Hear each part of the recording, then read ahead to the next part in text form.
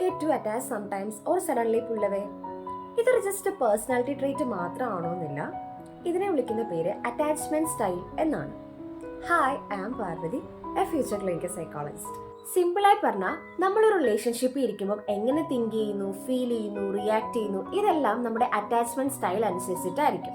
നമ്മുടെ childhood experience, പേരൻസുമായിട്ടുള്ള bonding, നമ്മുടെ പാസ്റ്റ് റിലേഷൻഷിപ്പ്, ഇതൊക്കെയാണ് നമ്മുടെ അറ്റാച്ച്മെന്റ് പാറ്റേൺ തന്നെ മെയിൻറ്റെയിൻ ചെയ്യാൻ നമ്മളെ ഹെൽപ്പ് ചെയ്യുന്നത്. So basically 3 types of attachment styles ആണ് പൊതുവെ പറയാറുള്ളത്. ആദ്യത്തേതാണ് സെക്യൂർ അറ്റാച്ച്മെന്റ്. ഈ സെക്യൂർ അറ്റാച്ച്മെന്റിലുള്ള ആൾക്കാർക്ക് അവരുടെ റിലേഷൻഷിപ്പിൽ ഒരു കംഫർട്ട്നെസ് കിട്ടും. അവർക്ക് ട്രസ്റ്റ് ചെയ്യാൻ ഈസി ആയിരിക്കും. അവരുടെ ഇമോഷൻസ് ഷെയർ ചെയ്യാൻ അവർക്കൊരു പ്രോബ്ലം ഉണ്ടാവില്ല.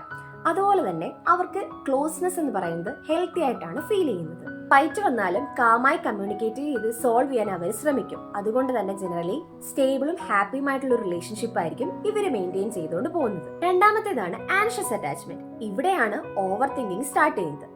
ആൻഷ്യസ് അറ്റാച്ച്മെന്റ് ഉള്ളവർക്ക് കോൺസ്റ്റന്റ് ആയിട്ട് അവരെന്നെ വിട്ടുപോകുമോ അങ്ങനെയുള്ള ചിന്തകളായിരിക്കും കൂടുതലും ഉണ്ടാകുന്നത്. ഒരു റിപ്ലൈ ലേറ്റ് ആയാൽ ടെൻഷൻ, സ്മോൾ ചേഞ്ചസ് കണ്ടാൽ പോലും ഇവർ ഓവർ തിങ്ക് ചെയ്യാൻ സ്റ്റാർട്ട് ചെയ്യും.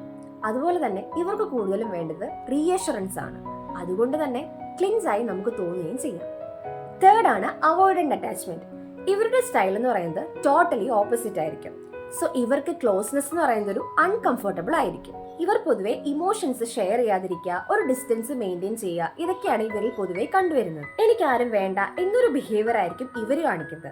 ബട്ട് ആക്ച്വലി ഇവിടെ അവർ അവരുടെ ഇമോഷൻസ് സപ്രസ് ചെയ്യാണ്. സെയിം റിലേഷൻഷിപ്പ് ആയിരിക്കും, ബട്ട് ഡിഫറെന്റ് അറ്റാച്ച്മെന്റ് സ്റ്റൈൽ ആയിരിക്കും. അതുകൊണ്ട് തന്നെ ആ ഒരു റിലേഷൻഷിപ്പിലുള്ള എക്സ്പീരിയൻസും വളരെയധികം ഡിഫറെന്റ് ആയിരിക്കും. So stay tuned in the next video. By.